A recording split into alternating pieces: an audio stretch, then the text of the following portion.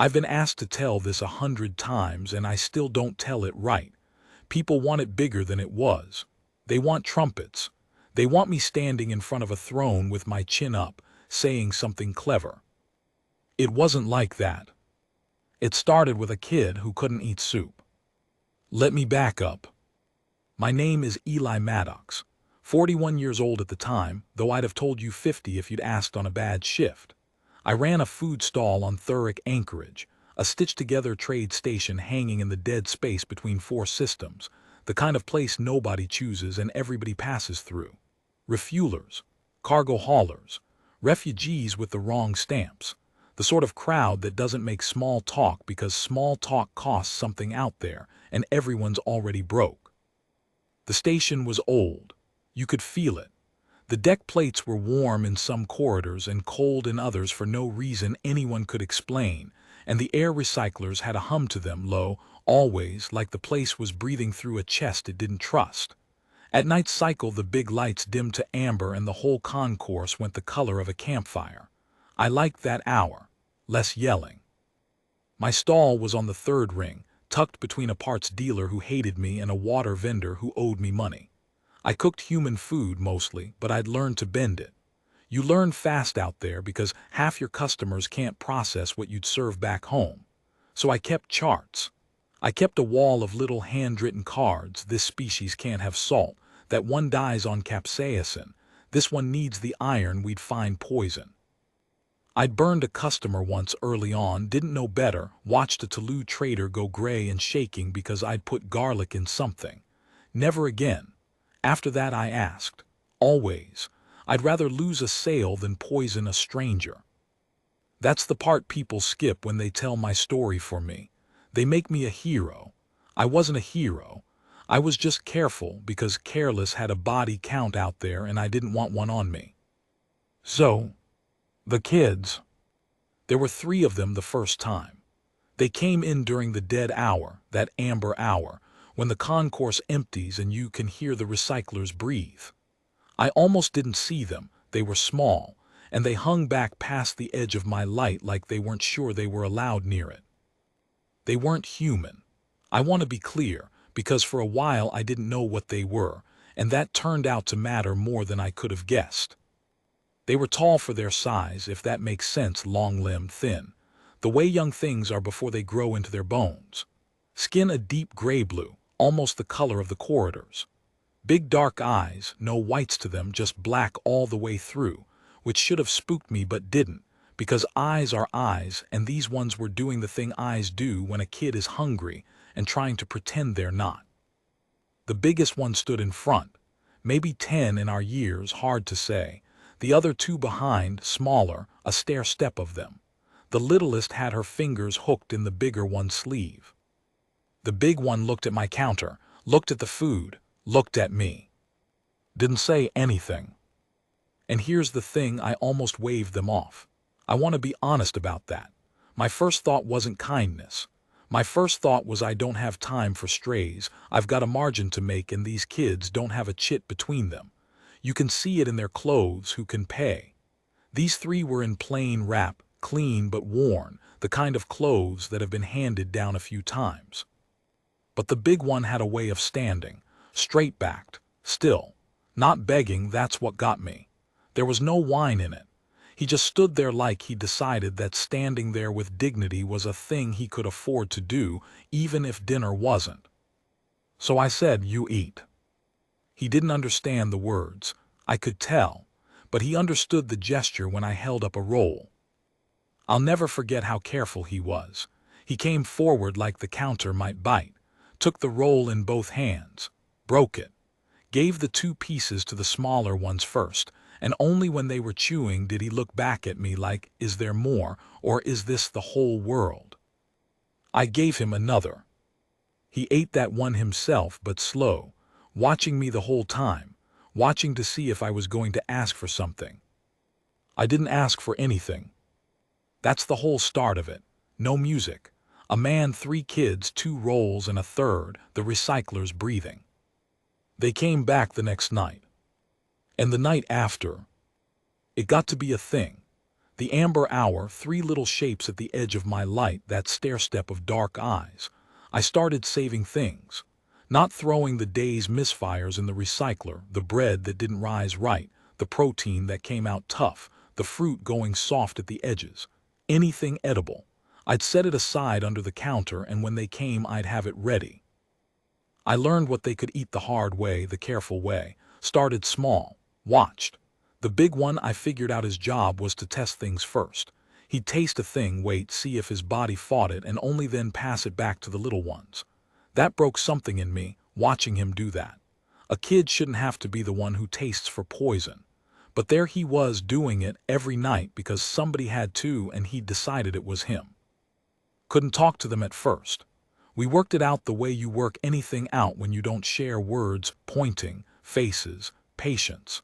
I'd hold up a thing and raise my eyebrows, and he'd either take it or shake his head, and we built a whole language out of eyebrows and head shakes. His name, near as I could make it, was something with too many soft sounds for my mouth. Closest I could get was Wren. He let me call him that. The middle one I called Saul because she liked the warm lights and would drift toward them. The littlest I called Pip because she was small and she chirped. They all made this soft clicking chirping sound when they were happy, and Pip did it the most. I want to tell you they were grateful and sweet, and that's why I did it. Honestly, Pip bit me once. Wren knocked over a whole tray of sauce trying to grab something and didn't apologize because he didn't know how. Saul stole a spoon and I never got it back. They were kids. They were a handful. That's why it felt real. You don't fall for the polished version. You fall for the one that bites you and shows up the next night anyway. I started cooking for them. That's the line I crossed without noticing. Stopped giving them the misfires and started making things on purpose. Found out their bodies liked a certain grain I could get cheap off a Koreth hauler, and a kind of soft stewed root, and I learned to make this thin warm broth that Pip would drink with both hands wrapped around the cup like the cup was the best thing that ever happened to her. That's where the soup comes in. Wren couldn't drink the soup. Took me a week to figure out why. He'd take it, hold it, and then quietly not drink it and pass it to the others. I thought he was being noble again, taking less so they got more, but it wasn't that. One night I watched close and saw him wince when the steam hit his face. The heat. His people, whatever they were, didn't take heat well on the breath. The little ones could manage it, something about being young, but Wren's body had grown past it. So I made him a cold version. Same broth, chilled, with the grain soaked instead of cooked. The look on his face. I'm not going to dress it up. He looked at that cold cup, and then he looked at me, and his face did something I hadn't seen it do. It came apart a little. Just for a second. The careful soldier stillness cracked, and underneath it was just a tired kid who'd been managing something heavy on his own for a long time, and had not, in a long time, had anyone notice the small specific shape of his trouble and fix it without being asked. He didn't thank me, didn't have the words. He just drank the whole thing with his eyes shut. I went in the back after that and stood by the recyclers for a minute. Told myself it was the steam in my eyes. Now the station. I have to tell you about the station, because the station is what made it dangerous, and the danger is the part people actually came to hear. Thurrock Anchorage wasn't a kind place. I said that already, but I want you to really have it. It ran on a thing called the Concord Charter, which sounds official and meant nothing. What it meant in practice was that the strongest crews on the station took turns calling themselves security, and the rest of us paid them not to break things. The current crew calling itself security were drevsmen, big, plated, a species that did well in heavy gravity and badly with patience. Their captain was a piece of work named Corvesh, wore a collar of old kill marks, liked everyone to know it. The drevsmen didn't like strays. Strays didn't pay the protection cut, and worse. Strays made the station look like the kind of place that attracted strays, which was bad for the kind of business Corvesh actually ran, which was moving things he shouldn't through docks he wasn't supposed to. I knew the kids were a risk. I told myself I was being quiet about it. I fed them in the dead hour for a reason, fewer eyes. But you can't hide 3 kids on a station that small forever. Somebody always sees. Somebody always says something to somebody. The night it went wrong, I knew before I saw anything. You learn the station's moods. The concourse went quiet in the wrong way, not the soft empty of the dead hour, but the held breath quiet of people getting out of the way. Korvash came down my ring with 4 of his drevsmen. And the kids were at my counter. I remember the cup in Pip's hands, the broth one. She was halfway through it. She didn't understand what was coming. None of them did. Ren felt it, though. I saw him go still, that old soldier stillness slamming down over his face, and his arm went out in front of the little ones. The way it always did, the test for poison arm, the I'll stand in front arm. Korvash stopped at my counter, looked at the kids, looked at me, smiled, which on a drevsman is worse than a frown. Maddox, he said. He spoke trade tongue slow, like he had all the time in the universe, which he did. You're feeding vermin. They're kids, I said. They're unregistered, he said, like that was the same as not people. No birth, no chit, no charter standing. You know the rule about strays. I did know the rule about strays. The rule about strays was that the drevsmen took them. What happened after, nobody talked about, because the people who asked stopped being able to. I'm not going to tell you I was brave here. My hands were shaking under the counter where he couldn't see them. My whole body was telling me to look down at my food and let it happen, because that's how you survive a place like Thurrock. You let things happen to people who aren't you. Pip chirped. Soft, happy. She'd finished the broth. She held the empty cup up toward me, the way she did, the more pleased gesture I'd taught her without meaning to. And I don't know, something in me just stopped being able to. They're mine, I said. Korvash tilted his head. Yours. My crew, my responsibility. They eat at my stall, they're under my standing. I had no idea if that was even a real thing in the charter. I was making it up. But I said it flat, like a man who knew the rules, because the only currency I had in that moment was sounding certain. You want them, you go through me, and I file it up the Concord, and then everybody on this station knows the drevsmen are stealing children off a registered birth. How's that play for business, Korvash? It was a bluff stacked on a bluff stacked on a lie. I had no registered birth. I had no standing. I had nothing. For a second I thought it worked. He looked at me a long moment, those plaited brows coming down. Then he hit me. I don't remember the hit, honestly. I remember the floor. The deck plate, warm against my cheek, that warm for no reason thing, and thinking absurdly, oh, so this is one of the warm ones. I remember the taste of copper. I remember Korvash's boot near my face and his voice somewhere above me saying something about how he'd let me keep breathing as a favor to the memory of my usefulness. And the kids were screaming, that chirp gone shrill and awful. And I heard Ren making a sound that wasn't a kid sound at all, low and furious. And I heard the scuff of a drevsman grabbing for him. I got up. I don't know how. I got up and I got between Ren and the drevsman, and I took the second hit on purpose, with my arm, the way you take a hit when you've decided the kid behind you matters more than your arm. Heard something in the arm go. Stayed up. Through me, I said. My mouth was full of blood and the word came out wet. I said through me. And Korvash, I'll give him this, he was almost impressed. He drew back his hand for the one that would have finished it. I saw him decide to do it. I had time to think, well, that's the run then, not a bad run. The kids ate good for a while. That's when the lights went out. Not failed, went out. All of them, the whole ring, the whole concourse snapped dark like a hand over the station's mouth. And in the dark, a sound came on that I'd never heard before and have never heard since. A deep harmonic tone that came up through the deck and into your teeth and your chest. A sound that was somehow a language, though no word in it. And every living thing in that concourse went still and small because the oldest part of the animal brain heard that sound and understood one thing without translation. Something that matters more than you has arrived. The amber lights came back up, slow, wrong color now. Not warm, a cold high white, station emergency white, except it wasn't the station doing it. And the docks opened. I have to be careful here, because this is the part that gets exaggerated, and I won't do it.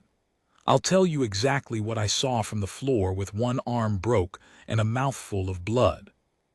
I saw figures come up the ring. Not many. 7, 8. Tall, taller than the Drevsman, taller than anyone. Gray-blue skin. Dark eyes with no whites. Armor that didn't catch the light so much as eat it, that deep no color the kids' clothes had only hinted at. They moved without hurry and without sound, and the not hurrying was the most frightening part, because things only move that slow when they have never once in their existence had a reason to rush. And the Drevsmen, Korvash's Drevsmen, 4 of them, big as cargo doors, backed up. I watched Korvash, who had kill marks on his collar, who had never in my sight backed down from anything, take one step back, then another. The figures stopped, parted, and she came up the middle of them. I didn't know she was a queen. I want you to understand that even then on the floor looking up at her, I didn't think queen. The word wasn't big enough and I didn't have a bigger one. I just understood, the way you understand weather, the way you understand fire, that this was the thing the harmonic sound had been announcing. She wore no crown. She didn't need to. The crown would have been a downgrade. She was the kid species, grown. And where Ren stood with that careful soldier stillness like a boy practicing a thing, she was the thing, stillness like deep water, stillness with the whole weight of an ocean underneath it. She walked past Korvash like he was furniture. She walked past his Drevsman, who did not move, who I think could not have moved. She came to the kids. And the queen of, I didn't know it yet, but the queen of more stars than I could have named, sovereign of the Vale Ascendancy, a power so far above Thuric anchorage that we were less than a rounding error in their maps. That queen went down on one knee on my dirty deck plate, in front of 3 crying children, and gathered them in. Pip was still holding the cup. Pip was still holding the cup. That's where I left off in my own head every time I've tried to tell this. The cup. Because in the middle of all of it, the cold white light, the figures that ate the dark, the queen on her knee, what the littlest one did was hold up that empty broth cup toward her mother, not for comfort, not crying for rescue. She held it up to show her, like, look what I had, somebody made me this. The queen took the cup. She held it in both hands the way Pip held it, the way Ren held that first roll all those nights ago, careful, like it might be the only one in the world. She turned it over and looked at the dried ring of broth in the bottom, and she went very, very still, stiller than still, a stillness that made the deck feel like it was tilting. And then she lifted her head and looked, for the first time, at me. I was on the floor, one arm wrong, blood in my teeth, Korvash's shadow still half over me. I'd like to tell you I held her gaze like a man. I didn't. I looked away. You don't look into a sun. She stood. The kids stayed wrapped around her legs, all 3 of them now, Ren included, and seeing Ren cling to someone after all those nights of being the one who stood in front, the one who tested for poison, the one who held it together, that undid me more than anything. He was just a boy. He'd been carrying a thing too big for a boy, and his mother was here and he got to put it down. I watched him put it down. His shoulders came loose. He cried like a kid is supposed to be allowed to. The queen put a hand on his head, didn't take her eyes off the concourse. And then she spoke. I didn't understand the words. She spoke her own tongue, that harmonic, the one that came up through your chest, but I didn't need translation, and neither did anyone else on that ring, because some things carry without language. She asked a question, a short one. And the question was plainly who? Who did this? Silence. Now here's where the people who tell my story go wrong. They want her to burn the station down. They want a fleet. They want the docks to crack open. They want Korvash vaporized where he stood. They make her wrath the point. It wasn't like that. What she did was quieter and 100 times worse. One of her people, her guard, I understood later, though guard is a small word for what they were, stepped forward and spoke to her low. And I realized, cold all the way down, that they already knew. They'd been watching. The dark hadn't just happened. These people had been on Thuric for some time, quiet, threaded through the crowd, looking for 3 children who'd gone missing into the deep black off a wrecked transport months ago. And they'd found them an hour too late to stop Corvash from raising his hand, and just barely in time to stop the hand from landing twice. So when the Queen asked who, it wasn't a question she needed answered. It was a question she was giving Corvash the chance to answer honestly. He didn't. He drew himself up, give him that. He had a kind of stupid courage, and he said something about charter standing, about strays, about how the station ran by its own laws and offworlders had no claim here. He said it loud. Played to his drevsmen, who were not, I noticed, backing him up anymore. They'd done the animal brain math. He hadn't. The Queen listened to all of it, patient, terribly patient. And when he was done, she set Pip's cup down on my counter. Gently, gently, like it was the one thing in the room with any worth, and she walked up to Captain Corvash of the Thuric Drevsmen, who stood a full head taller than her and twice as broad, and she looked up into his face. She didn't touch him. She said 3 words in trade tongue, the only 3 words she spoke that whole night that I understood with my ears. She said, "You frightened them." That was it. Not you struck a man, not you broke the law, not you raised your hand to a child of the ascendancy. None of the things that would have made it about power, about insult, about her. You frightened them. And I understood, lying there, that to her there was no larger crime in the universe. That this woman ruled more worlds than I'd ever see, and that all of it, every star, every fleet, every quiet, terrifying guard, all of it existed in the end, so that 3 children would never again have to hold up an empty cup to a stranger and hope. Corvash had frightened them. So Corvash was done. I won't pretend I saw everything that happened to him. Some of it I learned after, but I'll tell you what I saw. She turned from him. That was the whole thing. She just turned away. Dismissed him the way you'd turn from a thing that had stopped being worth your eyes. And the message in that was so total, so absolute, that Corvash actually reached for her. I think he meant to grab her shoulder, to make her keep looking at him. Last stupid play of a man who'd never once been ignored. He didn't get there. The guard nearest her moved, and I've thought about this a lot, because it's the part that taught me the most about what these people actually were.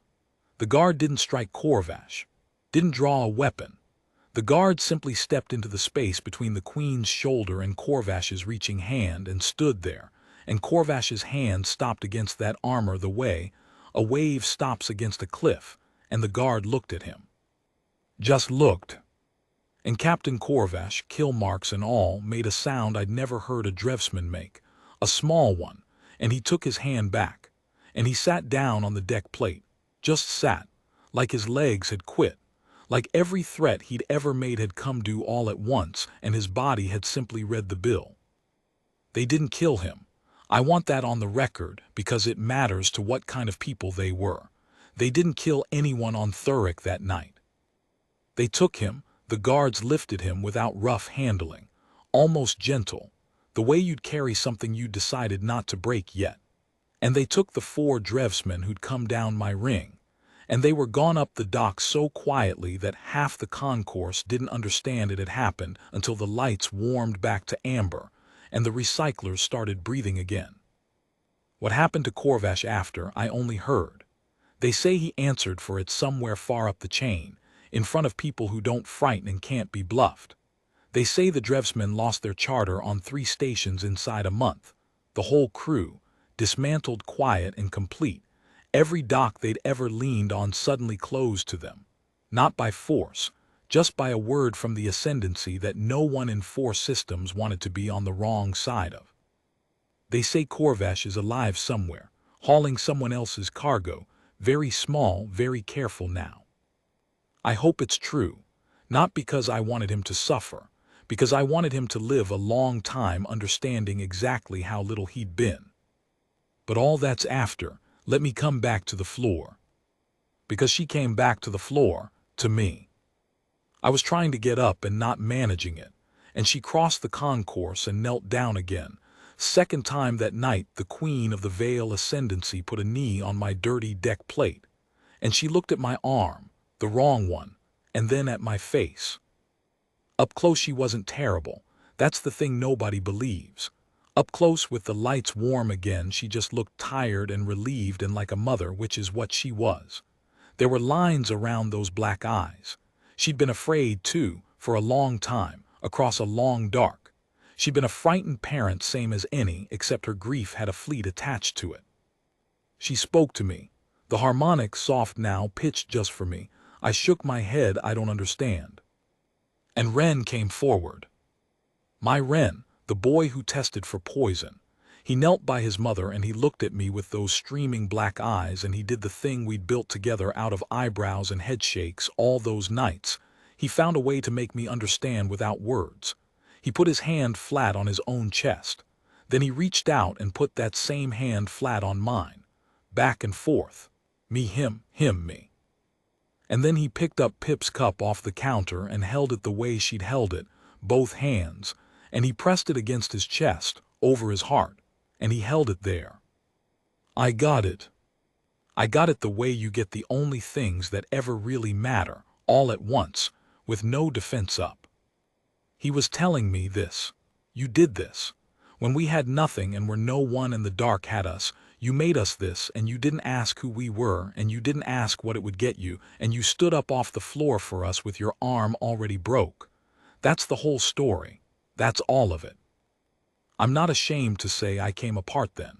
41 years old, mouthful of blood, sitting on a deck plate, and I cried like Pip. The queen put her hand on the back of my neck, that same hand she'd put on Corvash's nothing, that same hand that ruled the stars, and she held it there, steady, the way you'd steady something you decided was worth keeping whole. She offered me everything. I should tell you that. People always ask, did she reward you? And the answer is she offered me the kind of reward that doesn't have a number. A place in the ascendancy. A world if I wanted one. Healers for the arm, and more than the arm, they could have given me another 40 years, easy, the good kind. She offered through Ren, through the slow, patient pantomime we built, to lift me clean out of Thuric and the warm, cold corridors and the recyclers breathing, and set me down somewhere there was sky. And I said no. I know how that sounds. People think I'm lying or I'm slow. But here's the truth of it, and it's the truest thing in this whole story. I didn't feed those kids to get a world. I fed them because they were hungry and I had food, and there wasn't, when you really looked at it, anything else a person could do. The minute it turned into a thing I got paid for, in worlds or years or anything, it stopped being the thing I'd done.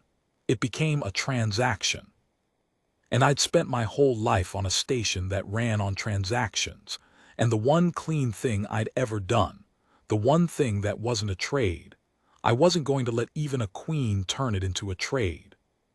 I tried to make Ren understand that. Don't know if I did.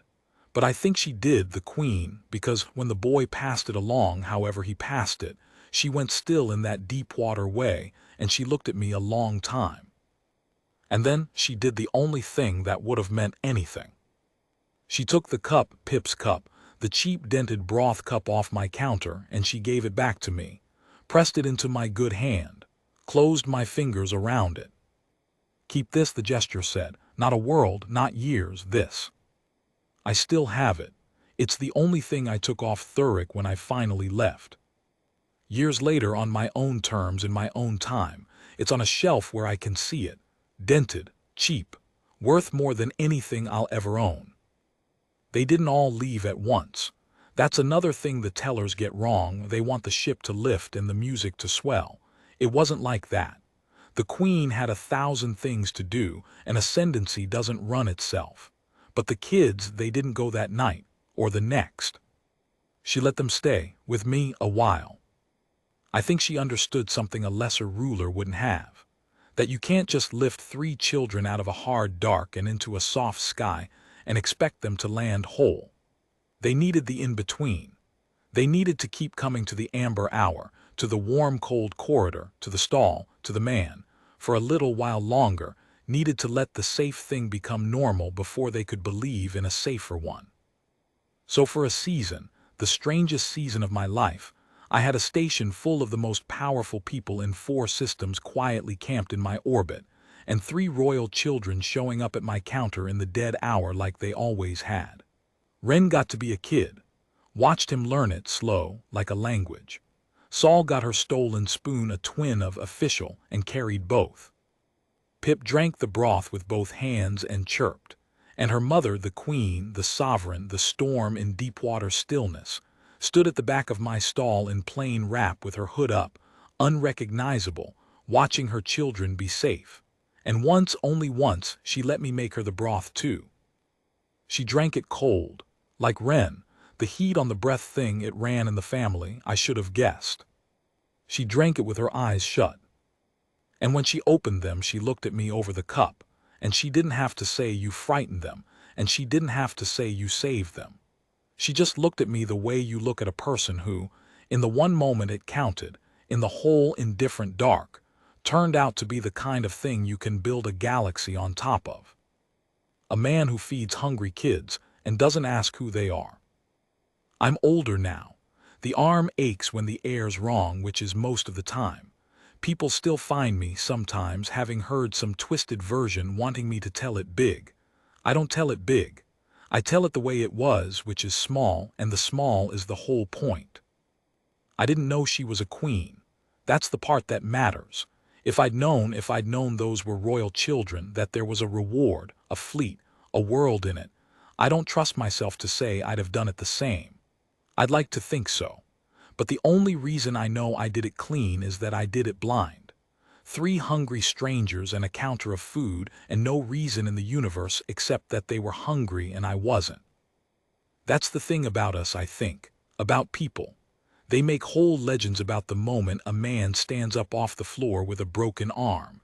And that moment was real, and I'm not sorry I stood. But it wasn't the moment that mattered.